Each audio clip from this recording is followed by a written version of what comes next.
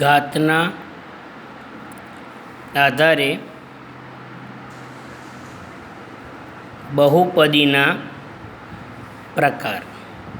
હવે આપણી પાસે એક પોલિનોમિયલ છે, એટલે કે 3x ની 3 ઘાત વત્તા 4x વત્તા 2.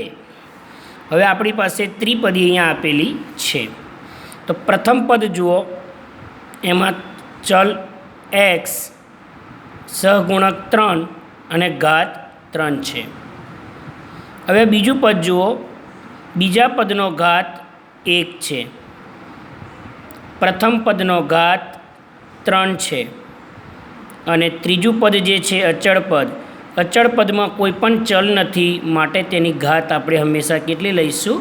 0 લઈશું. તો કે આ બહુપદીમાં 3 પદ છે, દરેક પદનો ઘાત આપણે લખ્યો. તો પ્રથમ પદનો ઘાત 3 છે, બીજા પદનો ઘાત 1 છે, અને અચળ પદનો ઘાત 0 છે. તો સૌથી વધારે ઘાત 3 છે, માટે સમગ્ર બહુપદીનો ઘાત આપણે કેટલો લઈશું? 3 લઈશું. તો આપેલી બહુપદીમાં જે ઘાત સૌથી મોટી હોય તે બહુપદીનો ઘાત કહેવાય છે. બીજું ઉદાહરણ જોઈએ આપણે. 2x ની 4 ઘાત માઇનસ 4x² માઇનસ 3x. અહીંયા આ પદનો ઘાત 4 છે, આ પદનો ઘાત 2 છે, આ પદનો ઘાત 1 છે. તો બોલો, સમગ્ર બહુપદીનો ઘાત કેટલો કહેવાય? 4. માટે આ બહુપદીનો ઘાત 4 લઈશું, આ બહુપદીનો ઘાત 3 લઈશું. તો એના ઉપરથી આપણે બહુપદીના પ્રકાર પાડીશું. પહેલો પ્રકાર છે સુરેખ બહુપદી, જેનું નામ છે એક ઘાત બહુપદી. સુરેખ બહુપદી કોને કહીશું? જે બહુપદીનો ઘાત 1 હોય તેને સુરેખ બહુપદી કહે છે. જે બહુપદીનો ઘાત 1 હોય તેને સુરેખ બહુપદી કહે છે. ઉદાહરણ તરીકે 4x વત્તા 1. આ બહુપદીમાં xની કશું જ નથી, એટલે કેટલી ઘાત કહેવાય? 1. અહીંયા તો 1 તો અચળ પદ છે, એટલે કે એની ઘાત 0. તો સમગ્ર બહુપદીનો ઘાત કેટલો? 1. માટે આ બહુપદીને આપણે કેવી બહુપદી કહીશું? સુરેખ બહુપદી. બીજું ઉદાહરણ જોઈએ.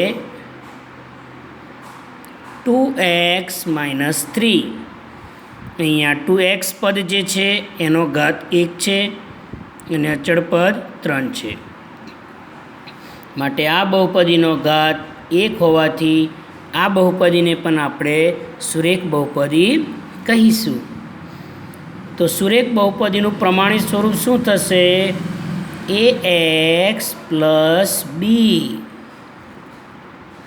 ax પ્લસ બી આ શું થશે?